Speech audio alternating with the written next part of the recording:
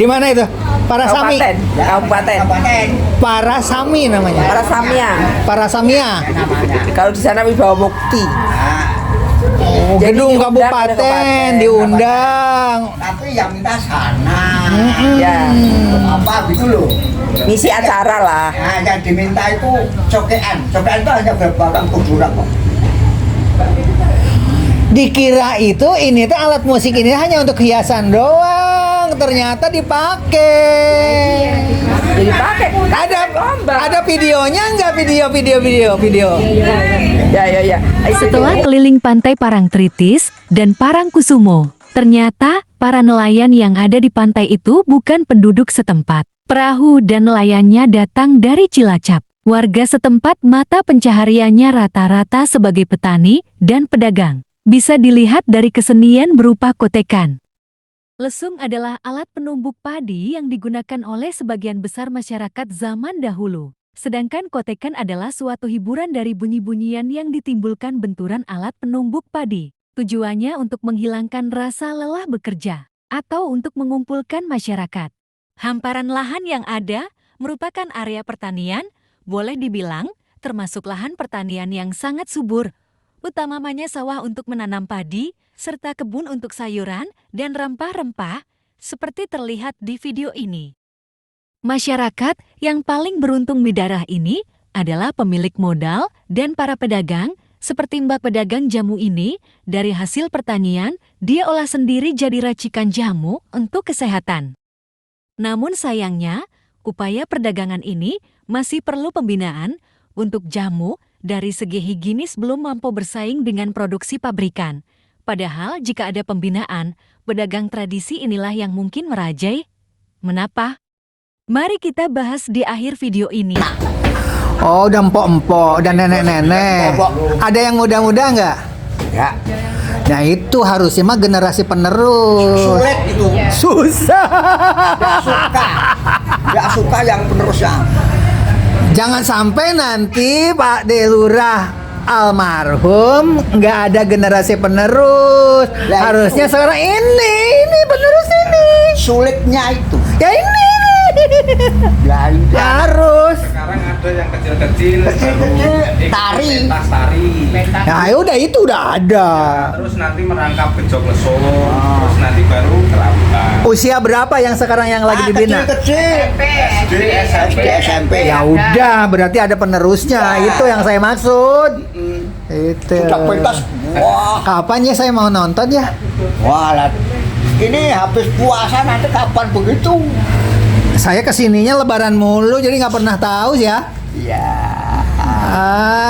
Ternyata dikira itu hiasan doang. Kalau tari itu tiap minggu, Ahad itu loh.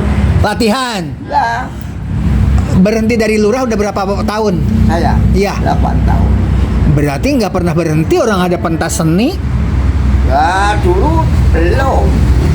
Waktu jadi lurah belum? Belum. Setelah berhenti lurah baru. Kelihatan.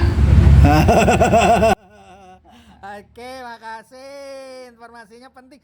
Dari segi nilai religi, di lokasi ini sangat beragam dari penganut Islam yang taat di bawah organisasi Nahdlatul Ulama, Muhammadiyah hingga klinik ada di sini.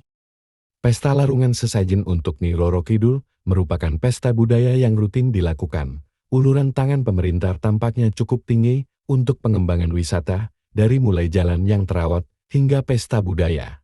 Kita lanjutkan wawancara dengan budayawan setempat Bapak Sudarno, berlokasi di Ngetak, Bantul. Budayawan di Jalan Parangtritis, Yogyakarta.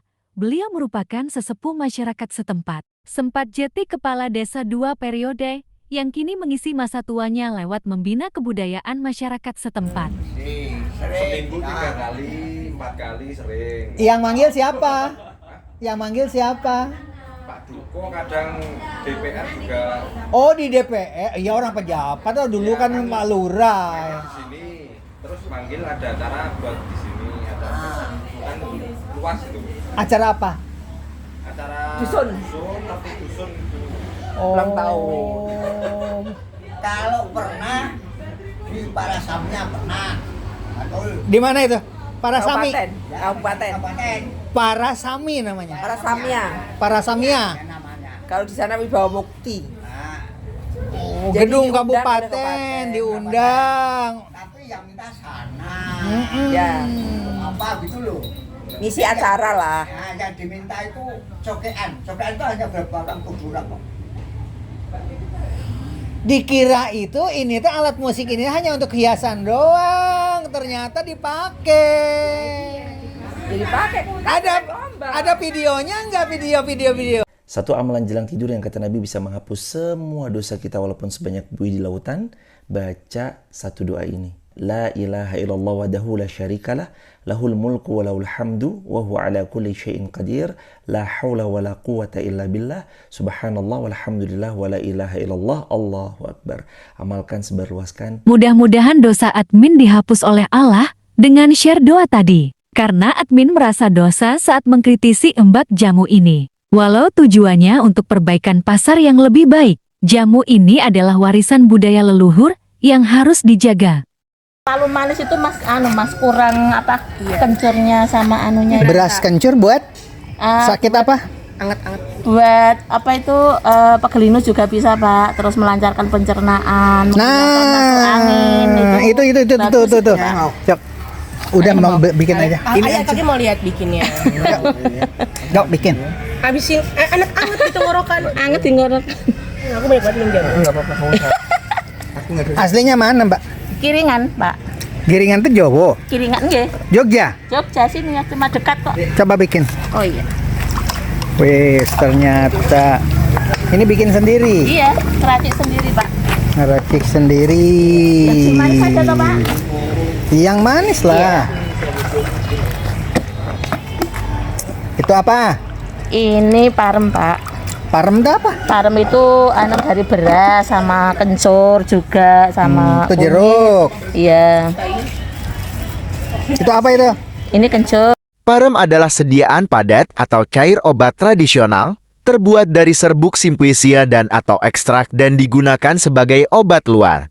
Tapi parem jamu ini diminum setelah diracik dengan bahan lainnya. Ini ada hangat-hangatnya Pak. Jadi untuk apa Pak? Menghilangkan apa itu seret di tenggorokan.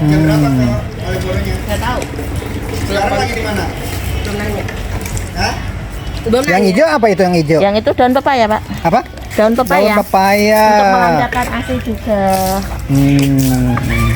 Buat uyep-uyep itu Pak. Gitu. Ci ambil gelas sih, mau disimpan di gelas sih. Oh iya. Tadinya admin mau langsung minum jamu ini di tempat, sekalian untuk konten ini. Tapi karena tidak menggunakan sarung tangan, hati tidak berkenan. Padahal dia selalu mencuci tangannya, mencuci saat sebelum meracik dan sesudah meracik. Tampaknya higienis. Namun untuk perbaikan pasar tampaknya jika mbaknya menggunakan sarung tangan akan lebih baik. Seperti masker yang dia kenakan untuk menghindari uap air dari napas yang berhembus.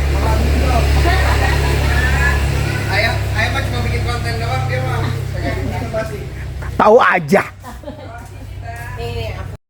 Lebaran tahun lalu, buah sawo ini dijual ke pengepul. Ternyata buah sawo langsung diolah di bawah pohon dengan cara dicuci menggunakan sabun. Admin juga memberitahu sebaiknya jangan pakai sabun, karena buah sawo itu dimakan dengan kulitnya.